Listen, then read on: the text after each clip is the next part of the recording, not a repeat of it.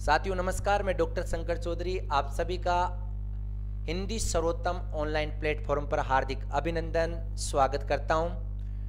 आप लगातार टॉपर्स की श्रृंखला देख रहे हैं। जैसा कि आपको विदित है, सर्वोत्तम एकेडमी राजस्थान की एकमात्र ऐसी हिंदी कोचिंग संस्थान है जिन्होंने वर्ष 2018 की व्याख्याता भर्ती में एक विशेष प्रकार से रिकॉर्ड कायम किया है और लगभग 1200 विद्यार्थियों में से 250 से अधिक विद्यार्थियों का अंतिम रूप से ओरिजिनली चयन हुआ है। जैसा कि मैं हमेशा बोलता रहता हूं कि ओरिजिनली शब्द क्यों बोलते हैं, क्योंकि हजारों लोग अपनी दुकानों को चलाने के लिए इधर उधर अनावश्यक रूप से किसी का भी नाम दे देते हैं, लेकिन ऐसा यहाँ नहीं है। 250 के 250 विद्यार्थियों का मैं एक एक करके आपके सामने इंटरव्यू प्रस्तुत करने जा रहा हूँ और मुझे उम्मीद है ये जो टॉपर्स की श्रृंखला है, इनको सुनने के बाद, देखने के बाद आपके जीवन की दशा और दिशा जरूर बदलती होगी। क्योंकि जिंदगी में कई पहलू ऐसे आते हैं जिनसे आपको लगातार प्रेरणा मिलती रहती है। आप सोच रहे होंगे कि साहब टॉपर्स की श्रृंखला में आज हमारे मेहमान कौन है। तो टॉपर्स की श्रृंखला में हमारे मेहमान से आपको रूबरू कराऊं, इनका मैं परिचय दूं, इससे पहले आपकी तारीफ में, आपके स्वागत में ये कुछ चंद पंक्तियां। जी हाँ, ना संघर्ष ना तकलीफ, ना संघर्ष ना तकलीफ तो क्या मजा है जीने में। बड़े बड़े तूफान थम जाते हैं जब आग लगी हो सीने में। जी हाँ दोस्तों, बड़े बड़े तूफान थम जाते हैं जब आग लगी हो सीने में। यानी इतिहास रचने की, सफलता प्राप्त करने की यदि मन में चाह हो, उमंग हो, तो यह हकीकत है कि तूफान क्या, बड़े बड़े मेजर तूफान भी जरूर रुक जाते हैं। ऐसा मेरा मानना है और यही मानना सुमन बुनकर जी का है। क्योंकि अगर मैं इनके बारे में बताऊंगा तो आप शॉक्ड रह जाएंगे, और शॉक्ड उस रूम में होंगे कि कोई व्यक्ति इतनी अच्छी सफलताएं भी प्राप्त कर सकता है क्या। वर्ष 2020 की मैं आपको बात बताने जा रहा हूं। 2020 से पहले माफी चाहूंगा, 18 से लेकर 2020 तक इन्होंने लगभग 10 एग्जाम्स को पास किया है और 10 एग्जाम्स में इनका फाइनल सिलेक्शन हुआ है। प्रश्न ये उठता कि साहब ऐसी कौन सी जड़ी बूटी का सेवन करते हैं, ऐसी कौन सी मेमोरी रूपी गोली का सेवन करते हैं कि इनको इतनी चीजें याद हो जाती है। और हम लोगों को तो जैसा कि एक भी नौकरी नसीब नहीं हो रही है, 10 नौकरियां। और आपको पता है 2 नौकरियां तो गजिटेड है। अभी NVS नवोदय विद्यालय में आपने PGT पद पर भी अंतिम रूप से अपना चयन सुनिश्चित किया है और व्याख्याता भर्ती 2018 में आपने वो कारनामा कर दिखाया है जिसकी आम सामान्य और आम लोगों को कतई उम्मीद नहीं होती है। और वर्तमान में आप राजस्थान सरकार में 2nd ग्रेड में HM पद की शोभा भी बढ़ा रही है और वो उस कर्तव्य का निर्वहन करते हुए, हालांकि मैं निर्वहन नहीं बोलूंगा क्योंकि इससे पहले एग्जाम लग चुकी थी, मतलब दोनों की साथ साथ तैयारी की, 2nd ग्रेड और 1st ग्रेड की। तो अब आपका 1st ग्रेड में भी अंतिम रूप से चयन हो चुका है। आप सुमन जी से इनकी कौन कौन सी नौकरियां लगी ये खुद ही आपको नौकरियों के बारे में बताएगी। तो सबसे पहले आप भी स्वागत कीजिएगा और मैं भी स्वागत करता हूं सर्वोत्तम एकेडमी के ऑनलाइन प्लेटफॉर्म पर। सुमन जी आपका बहुत बहुत स्वागत है और सतीश जी आपका भी बहुत बहुत स्वागत है। जैसा कि आप समझ पा रहे हैं और देखते हैं, आपको तो इस बात का अंदेशा लग ही गया होगा कि उधर कौन बैठे हैं। तो आप सतीश जी है और ये पैसे गिनने का काम करते हैं, मतलब बैंक में कैशियर है, ये इनके हस्बैंड है। और मैं तो मानता हूं कि जिंदगी में सफल होने के लिए परिवार के लोगों का साथ बहुत अपेक्षित है और उस दायित्व का निर्वहन आपने बखूबी किया है। मुझे आज भी याद है सर, जब आप 2017 साढ़े 17 के लगभग, मैं जहाँ नौकरी था, मैं लेक्चर हुआ करता था, वहाँ आप दोनों मेरे पास गए थे और आपने कहा था कि सर बेरोजगारी की जो मार है वो हम झेल नहीं पा रहे हैं, क्या हमारा सिलेक्शन भी हो जाएगा। तो सर मैंने लंच में आपको कहा था कि आपका एक नहीं पता नहीं कितनी नौकरियों में सिलेक्शन होगा, बशर्ते आप मेहनत अनवरत रूप से जारी रखिएगा। और मैं मानता हूँ कि आपने उस चीज को बखूबी उसका फॉलो किया और यही उसी का नतीजा है कि आज आपने जैसा सोच रहे थे उससे भी बढ़िया मुकाम हासिल किया है। और अभी सफर की उड़ान बाकी है। अभी तो आपको असिस्टेंट प्रोफेसर भी बनना है, तो वो अंतिम सपना तो अभी बाकी है, लेकिन अभी जहाँ है उसी की बात कर लेते हैं। तो मेरा पहला प्रश्न सतीश जी से। सतीश जी, आप हमारे जो बेरोजगार भाई बहन है इनको आपके पारिवारिक पृष्ठभूमि के बारे में बताइए कि आपके परिवार में कौन कौन है, पापा जी क्या करते हैं, ताकि इनको भी कुछ प्रेरणा मिल सके। सबसे पहले तो सब आप सबका धन्यवाद जो हमें यहाँ प्लेटफॉर्म मिला कि हम कुछ बता सकें अपने बारे में भी। हम सर मूलतः राजस्थान के हैं और जयपुर ज़िले के हैं रहने वाले। जयपुर के पास में एक जोटवाड़ा के पास में गांव है गोविंदपुरा, वहाँ के हैं रहने वाले जी। और आपके पिताजी पापा जी के बारे में बताइए। पिताजी हैं जो हमारे प्राइवेट फैक्ट्री में मजदूरी करते हैं और हमारे मतलब घर में पहली नौकरी शायद हमारी ही है और मतलब धीरे धीरे मेहनत कर करके कोशिश कर रहे हैं कि भाई हाँ चलो कुछ अच्छा हो ऐसे। बहुत बहुत धन्यवाद सतीश जी। बिल्कुल आप समझ रहे हैं, पापा जी फैक्ट्री में मजदूरी कर रहे हैं और बहू आप बताइए गजेटेड ऑफिसर बन गई है। इससे बड़ी फक्र की बात क्या हो सकती है ससुर जी के लिए भी। और आपके पापा जी क्या करते हैं ये तो आप खुद बताएंगे, इन्होंने अपनी बातें बता दी है। गांव में पहली सरकारी नौकरी इनकी है, गजेटेड ऑफिसर, राइट। मतलब अपने गांव में पहली राजपत्रित अधिकारी बनी है सुमन जी। इसलिए सुमन जी आपको पुनः बहुत बहुत बधाइयां और उज्जवल भविष्य की शुभकामनाओं के साथ अब मैं आपसे पहला प्रश्न करना चाहूंगा। आप अपने शैक्षिक पृष्ठभूमि के बारे में भी बताइए और मूलतः आप कहाँ के रहने वाले हैं, आप अपने परिवार के बारे में भी बता सकते हैं। सर मैं राजस्थान के जयपुर जिले की चौमू तहसील है, उसमें कालाडेरा के पास एक छोटा सा गांव है कानरपुरा जी, वहाँ की रहने वाली हूँ। हम 6 भाई बहन हैं जिसमें मैं 5वें नंबर की हूँ। 3 भैया हैं 3 बहनें हैं। छोटी सिस्टर अभी तैयारी कर रही है। मैं जो आज यहाँ तक पहुँची ना, उसके लिए सबसे पहले तो मैं भगवान को मतलब बहुत धन्यवाद देना चाहती हूँ, क्योंकि इसमें सबसे ज़्यादा सहयोग मेरे माता पिता का रहा है। मेरे 3 भैया हैं बड़े, जो मुझे हमेशा मतलब प्रेरणा देते थे कि तू आगे जाएगी और तू तैयारी कर। हमेशा जब भी मैं निराश होती थी तो मेरे भैया हैं वो हमेशा मुझे पॉजिटिव थिंक देते थे कि नहीं तू एक दिन आगे बहुत आगे पहुँचेगी। उसके बाद है मेरे ससुराल पक्ष, ससुराल में मेरे सास ससुर है और मेरे हस्बैंड है, मेरे देवर है। हम 2 बहन एक ही घर में, तो देवर के मेरी छोटी सिस्टर ही है। तो छोटी सिस्टर का सबसे ज़्यादा सहयोग रहा है मेरे यहाँ तक पहुँचने में, क्योंकि वो छोटी थी तो उसने पहले बोला कि दीदी पहले आप तैयारी करो उसके बाद मैं तैयारी करूँगी। अब वो तैयारी कर रही है, पहले उसने मुझे पूरा कोऑपरेट कराया। आज उसकी वजह से मेन वही है मेरे लिए, उसकी वजह से मैं आज यहाँ तक पहुँची हूँ। तो आप अपनी शैक्षिक पृष्ठभूमि के बारे में भी बताइए कि आपने कहाँ से पढ़ाई की? मैंने जो शुरुआती मेरी पढ़ाई है वो सरकारी स्कूल से ही करी है, गांव से ही। उसके बाद मैं 11th 12th मेरे साइंस बायो से थी, मैं हिंदी से नहीं थी, साइंस बायो से करी मैंने। उसके बाद बीए नॉन कॉलेज किया, एमए नॉन कॉलेज किया, बीएड करते ही मैंने शादी करी, फिर एमए मैंने ससुराल में आके करा। उसके बाद कंपटीशन की तैयारी मैंने ससुराल में करी और वो भी पूरे घर में रह के। ना मैंने कभी लाइब्रेरी ज्वाइन करी, ना मैं कभी बाहर रूम लेके रही हूँ, मैं केवल मेरे ससुराल में रहकर मैंने पूरी तैयारी करी है जी।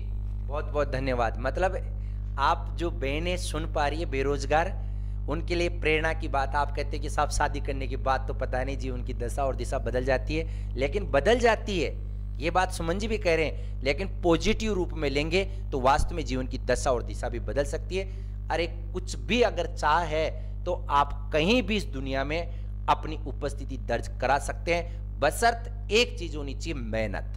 बिना मेहनत के जय-जयकार नहीं होती और कोशिश करने वालों की कभी हार नहीं होती। ये हकीकत है दोस्तों, बिना मेहनत के कोई व्यक्ति महान नहीं बन सकता। इतिहास इस बात का साक्षी और गवाह है। अच्छा आप सुमन जी ये भी बताइएगा कि जब आपको ये नौकरी लगी तो सबसे ज्यादा खुशी किन को हुई? मतलब इनको सतीश जी को हुई या फिर आपके पापा जी को हुई, ससुर जी को हुई? कहीं पस मत जाना मेरे सवाल में, क्योंकि काफी लोग देखेंगे, तो आप जैसा भी जवाब देना चाहिए अपने हिसाब से दे सकते हैं, बताइएगा। नौकरी की जैसे रिजल्ट आया, सबसे पहले मैंने मेरे बड़े भैया हैं जिनकी वजह से हूँ मैं, मेरे पीहर पक्ष में सबसे बड़े भैया हैं, वो हमेशा मतलब उन्हीं का रहा है मेरे ऊपर, तो सबसे पहले मैंने उनको कॉल किया। दूसरे मेरे ससुराल में मेरे हस्बैंड हैं, मेरे ससुर जी हैं, तो हस्बैंड और ससुर जी, इनको मतलब जितनी खुशी हुई है ना उतनी शायद किसी को नहीं हो सकती। और एक मेरे बड़े भैया, मतलब बिल्कुल आप तो जैसे अब लगने लग गए कि एक परिपक्व व्याख्याता बन गई है, आपने गोलमोल जवाब दे दिया है। आपको पता था एक नाम लेने से फिर भी दिक्कत हो सकती है। Thank you madam. अच्छा आप हमें ये भी बताइएगा, चूंकि जैसा कि हमारे स्क्रीन पे बेरोजगार भाई बहन और देख पा रहे हैं और सुन भी पा रहे हैं कि आपके चूंकि आप व्याख्याता बन चुकी है अब, तो व्याख्याता में हिंदी विषय में तो आपके कितने अंक आए और जीके में आपके कितने अंक आए, और इससे पहले आपका कहाँ सिलेक्शन हुआ, ये बात भी आप बता सकते हैं। इससे पहले सबसे पहले तो मैंने हाई कोर्ट एलडीसी का एग्ज़ाम, टाइपिंग मुझे नहीं आती थी, इसलिए मैंने रिटर्न एग्ज़ाम फाइट करा। उसके बाद सीटेट के दोनों लेवल मैंने फाइट कर रखे हैं। उसके बाद नेट जेआरएफ कर रखा है, 2016 सेकंड ग्रेड है वो कर रखी है। उसमें वेटिंग में मैं 7 नंबर से रह गई थी। उसमें जब 7 नंबर से रही थी ना, उसी दिन ये सोच लिया था कि ये 7 नंबर है ना, इसमें मैं रही हूँ ना 7 नंबर से, तो मैं ऐसे 7 नौकरियाँ लगूंगी जब मुझे सोचना पड़े कि मुझे कौन सी नौकरी ज्वाइन करनी। उसी दिन मैंने ये सोच लिया था, और रिजल्ट के 10 दिन बाद ही मैंने सर का सेमिनार अटेंड करा। उस दिन मैंने ये सोच लिया था कि बस अब मुझे मंजिल मिल गई है, अब मुझे यहाँ बस ये सर जो बोलेंगे ना वो करना है। उसके बाद बस फिर मैं यहाँ तक पहुँच गई। 2018 सेकंड ग्रेड में मैं अभी एचएम हूँ सांबर ब्लॉक में, और एनवीएस में मेरा पीजीटी में चयन हो चुका है। इधर 2018 स्कूल व्याख्याता में भी मेरा चयन हो चुका है। नेट जेआरएफ मैंने कर रखा था, तो मेरा पीएचडी राजस्थान यूनिवर्सिटी से मैं अभी पीएचडी कर रही हूँ। मतलब आप रिसर्च वर्क कर रहे हैं? जी सर। बहुत बहुत धन्यवाद। तो डॉक्टर साहिबा अभी बोल दें आपको या रुकें? अच्छा, डिग्री नहीं मिली, चलो ठीक है, जब डिग्री आएगी तब डॉक्टर कहकर ही संबोधित करेंगे, वो दिन भी दूर नहीं होगा जब राजस्थान विश्वविद्यालय में आप एज ए असिस्टेंट प्रोफेसर के रूप में बैठेंगे। और राजस्थान विश्वविद्यालय में तो वैकेंसी आने के बाद बैठेंगे, लेकिन अभी जो आरपीएससी की वैकेंसी जा रही है तो कहीं ना कहीं आप असिस्टेंट प्रोफेसर भी बनेंगे। मेरी अग्रिम शुभकामनाएं, मैं आपके उज्जवल भविष्य की कामना करता हूं। अच्छा, अगला प्रश्न जैसा कि परंपरागत प्रश्न है, और चूंकि पिछले प्रश्न का आपने पूर्णतः जवाब नहीं दिया, वो ये था कि आपके, चूंकि बच्चे पूछ रहे हैं कि जीके में कितने नंबर आए और हिंदी में कितने नंबर आए, ये आप बताइएगा। जीके में मेरे 45 नंबर है और हिंदी में 240 नंबर। मतलब हिंदी सब्जेक्ट की वजह से आपका चयन हो गया है। मतलब 150 में से 120 नंबर हिंदी सब्जेक्ट में इनके सही थे, और उधर कितने 45, मतलब 22.5 23 नंबर। 23 नंबर 75 में से जीके में सही थे। तो कहने का मतलब ये सिद्ध करती है कि सब्जेक्ट ही ग्रेड फर्स्ट, कॉलेज व्याख्याता, एनवीएस, नवोदय विद्यालय, और इसके बाद में केंद्रीय विद्यालय। नवोदय विद्यालय और एनवीएस तो एक ही बात है। केंद्रीय विद्यालय सेकंड ग्रेड यानी टीचिंग लाइन में सब्जेक्ट का स्ट्रांग होना बहुत जरूरी है। जी हाँ। अच्छा मैडम, आप ये बताइएगा, क्या बिना कोचिंग के भी सफलता मिल सकती है क्या? हमारे बेरोजगार भाई बहन ये जानना चाहते हैं कि क्या बिना कोचिंग से सफलता मिल सकती है, और कोचिंग लेने से क्या फायदे हैं, ये भी आप बताइएगा। कोचिंग से ये रहता है कि एक तो नियमितता हो जाती है। घर पे क्या होता है कि अपन पढ़ रहे हैं, कभी कुछ काम हो गया, कोई आ गया, तो अपन क्या करते हैं, टाइम मतलब उसको यूज ही नहीं करते, अपन इधर उधर टाइम पास ही कर देते हैं। कोचिंग आने से नियमितता चलती है। नियमितता, आप कोचिंग में जो मैटर आपको मिलेगा आप उसको रोज ही फॉलो करोगे ना, तो आपको एक दिन सक्सेस जरूर मिल जाएगी। इसलिए कोचिंग के ये फायदे कि आपको नियमित हो जाते हैं आप अनुशासन में। और एक सबसे बड़ा अनुशासन में जब कोचिंग में आओगे, अनुशासन में रहोगे, अनुशासन में रहने से आदमी कहाँ से कहाँ तक पहुँच जाता है, ये तो मैं बता नहीं सकती, क्योंकि अनुशासन के बिना आदमी कुछ भी नहीं कर सकता। धन्यवाद। तो मैडम का यही मानना है कि इससे नियमितता रहती है, दूसरी बात अनुशासन भी आप सीखते हैं, और यह हकीकत भी है। कोचिंग अगर संभव हो तो लेना चाहिए, और अगर असंभव नहीं तो आजकल हम लोग ऑनलाइन क्लासेस चला रहे हैं। आप घर बैठे राजस्थान ही नहीं अपितु देश के कोने कोने से आप हमसे, जैसा कि आप पीछे देख पा रहे हैं स्क्रीन के ऊपर कि हमारा मोबाइल ऐप है जिसका नाम है सर्वोत्तम, इस मोबाइल ऐप को डाउनलोड कर लीजिएगा। और ये देख रहे हैं आप पीछे स्क्रीन पे एक बार फिर से, तो इसको डाउनलोड कर लीजिएगा और आप घर बैठे बढ़िया क्वालिटी टीचर से कॉलेज व्याख्याता, net JRF, school lecture, second grade, Navodaya, केंद्रीय विद्यालय के अध्यापक पद की जो भर्तियां होती है उनका आप कोर्स परचेज कर सकते हैं और ज़्यादा से ज़्यादा फायदा भी उठा सकते हैं। और सर इसके लिए हमने तो निःशुल्क व्यवस्था कर रखी है, कोई भी शुल्क नहीं है। रोजाना यूट्यूब चैनल पे 7 बजे से लेकर 8:30 बजे कोई भी कॉस्ट नहीं है। कोई गरीब भाई बहन है तो आप वहां भी पढ़ सकते हैं, लेकिन गहराई से जाने के लिए या टेस्ट सीरीज ज्वाइन करने के लिए तो आपको सर्वोत्तम मोबाइल ऐप को डाउनलोड करना ही होगा। जी हाँ। अच्छा मैडम, आप हमें ये भी बताइएगा, और जैसा कि हमारे भाई बहन देख भी पा रहे हैं, सुन भी पा रहे हैं और प्रश्न भी कर रहे हैं कि सर्वोत्तम एकेडमी ज्वाइन करने की प्रेरणा आपको कहां से मिली? 2016 में जब मैं 7 नंबर से रही, उसके बाद मैं ऐसे सोच रही थी कि मुझे अब मतलब ये 7 नंबर रहे ना, तो इनको बढ़ाना कैसा है। तो मैंने काफ़ी ट्राई करा इधर उधर से, तो कोई सर थे जिनसे मैं पहले मतलब बात करती थी पढ़ने के हिसाब से, तो उन्होंने बोला कि एक सर है डॉक्टर शंकर चौधरी, तो आप उनके साथ उनके पास जाओ, क्योंकि हिंदी में उनसे बेटर कोई नहीं है। तो उसके बाद मैं फिर सर के पास आई और उसके बाद मैं लगातार सर से संपर्क में हूँ, कोचिंग से संपर्क में। तो वो क्या सर पढ़ाते थे क्या कोचिंग में? वो कोचिंग में पढ़ाते थे, किसी कोचिंग के थे वो। तो मैंने उनसे पूछा कि सर मुझे हिंदी मतलब तैयारी करनी है, तो सर ने बोला कि हिंदी के लिए आपको शंकर चौधरी के अलावा और इससे अलावा कोई अच्छा टीचर नहीं मिलेगा। तो मतलब उन गुरुजी से आपको सर्वोत्तम एकेडमी ज्वाइन करने की प्रेरणा मिली। Very good.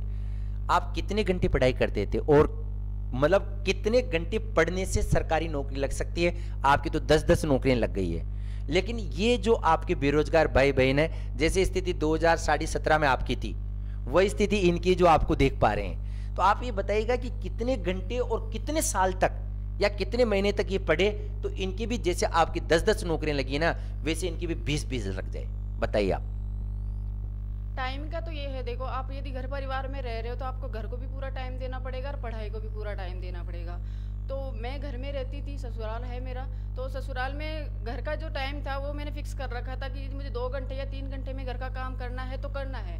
वो 2-3 घंटे काम करके बस फिर मैं बाकी टाइम 14-15 घंटे पढ़ाई ही करती थी, इसके अलावा और कुछ नहीं। बस जब काम फिक्स कर रखा है इतने टाइम में ये काम करना है, उसके बाद बस फिर पढ़ाई का काम था मुझे। नहीं, आप ये बताइए ना, जो प्रश्न ये है कि मतलब कितने घंटे पढ़े और कितने दिनों तक पढ़े तो 20 नौकरियां लग सकती है, ये बता दो आप।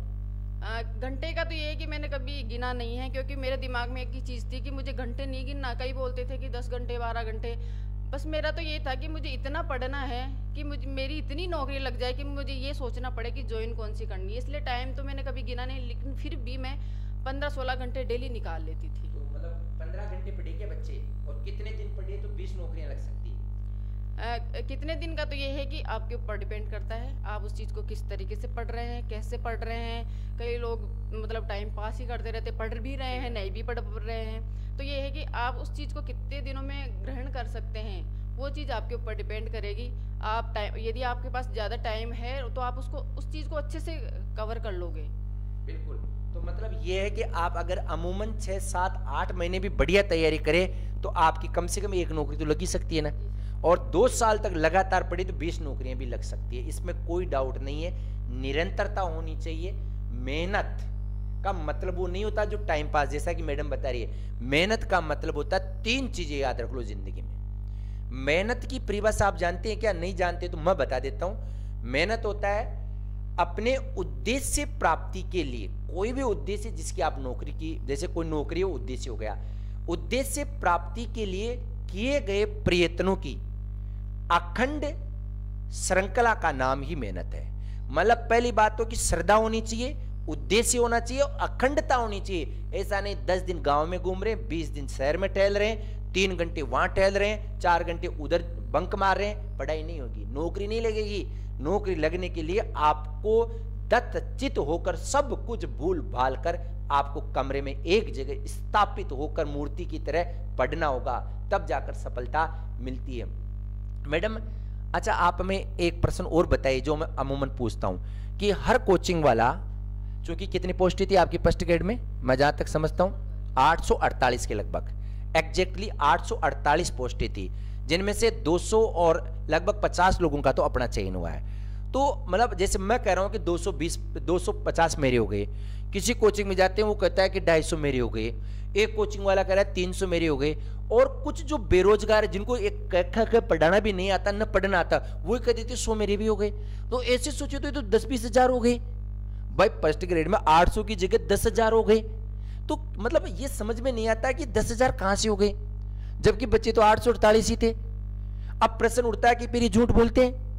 भाई एक तो चीज होगी, अपने जितने भी इंटरव्यू उनको आप क्रमबद्ध रूप से आप देखेंगे, 250 के 250 लेक्चर्स के इंटरव्यू होंगे।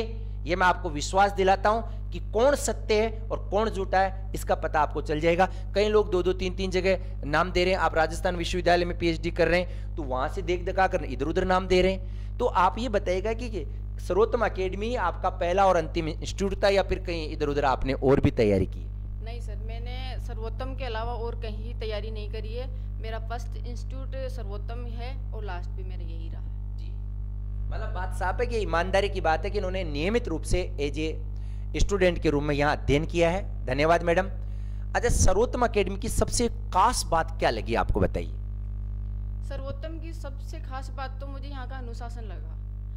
सर की बिल्कुल टाइमली, बिल्कुल नियमित क्लास होती थी, बिल्कुल फिक्स टाइम पे। ये जैसे जो भी टाइम था वो फिक्स टाइम पे होती थी। सर का पढ़ाना, क्लास का अनुशासन, 500 के बेच जो चलते थी क्लास, स्टूडेंट थे वो ऐसे मतलब किसी की आवाज़ बाहर आ जाए ऐसा भी नहीं होता था। तो हम 500 की बच्चों की संख्या के अंदर हम पढ़ाई करते थे। तो सबसे बड़ा तो सर का अनुशासन है और नियमित क्लास होती थी सर की। बिल्कुल मैडम, ये दोनों चीज़ें आदमी को महान बनाती है। एक, मैं हर इंटरव्यू में बोलता हूँ, एक फौजी साहब थे जिन्होंने 17 साल फौज में उन्होंने नौकरी करने के बाद, जैसे अपन फीडबैक भरवाता था ना मैं पीछे, तो उन्होंने कहा कि साहब और तो आए कि नहीं समझ में आए, 17 साल फौज में नौकरी करके आऊँ, आपका अनुशासन तो फौजी के अनुशासन से भी खतरनाक है। और सर ये हकीकत है, अगर 10 घंटे लगातार क्लास चलती थी ना तो 10 घंटे तक बच्चे है ना ऐसे टल्ली भी नहीं लगा सकते थे, मोबाइल नहीं। मैं इनको होटू से समझ लेता था कि बातचीत चल रही है, लेकिन हकीकत तो ये कि 10 घंटे में भी फोन रिसीव नहीं करता था और मैं भी रूम से बाहर नहीं निकल रहा था, कितनी में इमरजेंसी आई। और यही नतीजा है कि व्यक्ति की जो सफलता की जो कतार है वो लगातार बढ़ती रही है। 2011 से लेकर आज तक मुझे नहीं पता कि कितने लोगों का अंतिम रूप से चयन हुआ, लेकिन इनकी संख्या बहुत ज्यादा है। जितने राजस्थान में लोग पढ़ाते हैं उतने तो सिलेक्ट हो भी चुके हैं। चलिएगा, अब आप बताइएगा कि इस सफलता को अर्जित करने में आपने कौन कौन सी पुस्तकों का अध्ययन किया, फर्स्ट पेपर के लिए और सेकंड पेपर यानी हिंदी के लिए। इसके लिए तो मैंने जीके के लिए तो एनसीईआरटी की जो बुक्स है 6 से 12 तक की वो पढ़ी है, और हिंदी के लिए मैंने सर से कोचिंग ली है तो कोचिंग के नोट्स। इसके अलावा सर्वोत्तम की जो काव्य शास्त्र की बुक चलती है वो पढ़ी है मैंने काव्य शास्त्र के लिए, और साहित्य के लिए सर के नोट्स। इसके अलावा सर की वस्तुनिष्ठ जो साहित्य की किताब चलती थी एक वो पढ़ी थी मैंने। मतलब कुल मिला के आपने सर्वोत्तम के नोट्स वगैरह? जी सर, इसके अलावा कुछ नहीं पढ़ा। अरे वाह, और इसमें आपकी नेट भी होगी, जेआरएफ होगी? जी सर, सारे मेरे इसी सर्वोत्तम के जो नोट्स है कोचिंग की, ये सर्वोत्तम की जो बुक्स है इन्हीं से मेरे सारे सिलेक्शन हुए हैं। बहुत बहुत धन्यवाद सुमन जी। अब हमारा अंतिम प्रश्न ये है, क्योंकि आप स्क्रीन पे देख भी पा रहे हैं कि राजस्थान में रीट की बहुत बड़ी 31,000 वैकेंसीज है, तो आप ये बताइएगा इन भाई और बहनों को क्या विशेष मैसेज देना चाहेंगे जिनसे इनका, जैसे आपका चयन हुआ ना इतनी जगह इनका भी अंतिम रूप से सिलेक्शन हो। कोई खास बात जो इनको बताना चाहिए कि सफलता अर्जित करने के लिए धैर्य की आवश्यकता, निरंतरता रखो, क्या कुछ करना चाहेंगे? सफलता के लिए सबसे बड़ा तो ये है कि आप ये चीज़ देखो कि आपको पढ़ना क्या है, आपको कौन सी बुक पढ़नी है। सेलेक्टिव मैटर ढूंढो, सेलेक्टिव मैटर के बिना आप कुछ ही नहीं कर पाओगे। आप किताब पढ़ लोगे, उस मान लो वो बुक थोड़ी अच्छी नहीं है या सिलेबस के अकॉर्डिंग नहीं है तो आपका सिलेक्शन कैसे हो सकता है। इसलिए सबसे पहले तो आप सेलेक्टिव मैटर ढूंढो, आपको कौन सी बुक अच्छी है वो पढ़नी है, सेलेक्ट करोगे, उसके बाद उसी चीज़ को बार बार रिवीजन करोगे तो आराम से आपका सिलेक्शन हो जाएगा। और इसके लिए मेहनत करने की ज़रूरत है, धैर्य की ज़रूरत है, और नियमित तरीके से पढ़ाई करो। ऐसा नहीं एक दिन पढ़ लिया 2 दिन ब्रेक हो गया, ऐसा नहीं होना चाहिए। रेगुलर आप पढ़ाई करेंगे तो आपका सिलेक्शन होने से कोई नहीं रोक सकेगा। जी मैडम, जैसा कि आप बता रहे थे कि आपने 10 साल पढ़ाई को ब्रेक दे दिया, राइट? और 10 साल के बाद फिर आपके मन में कहां से जुनून पैदा हुआ? क्या ये जुनून जगाने वाले सतीश जी थे या कोई परिवार का कोई अन्य सदस्य था? बीएड करा, उसके बाद ससुराल शादी हुई तो मैंने छोड़ दी थी पढ़ाई की, नहीं करनी है क्योंकि हस्बैंड जॉब में थे, तो उस हिसाब से चलो ठीक है परिवार को संभालते हैं। उसके बाद 2015-16 में मैंने एमए करा। उसके बाद थोड़ा हस्बैंड का यूँ था कि मैं कुछ करूँ, इनको हमेशा यूँ लगता था कि ये अपनी लाइफ में कुछ मतलब बहुत अच्छा करेगी। तो मेरे इसके लिए सबसे ज़्यादा मतलब प्रेरणा जो देते हैं ना घर में, वो मेरे हस्बैंड का रहा है, क्योंकि ये हमेशा मुझे टारगेट देते थे कि अभी ये टारगेट कंप्लीट करना है, अब ये टारगेट कंप्लीट करना है। तो आज मैं जो हूँ वो सब इन्हीं की वजह से हूँ। मतलब अंत में आपने इनको कुछ कर ही दिया। अच्छा सतीश जी, आप ये बताइएगा कि नौकरी लगने के बाद इनके व्यवहार में कुछ परिवर्तन आया या फिर पहले वाली ही सुमन है, ये बता दीजिएगा।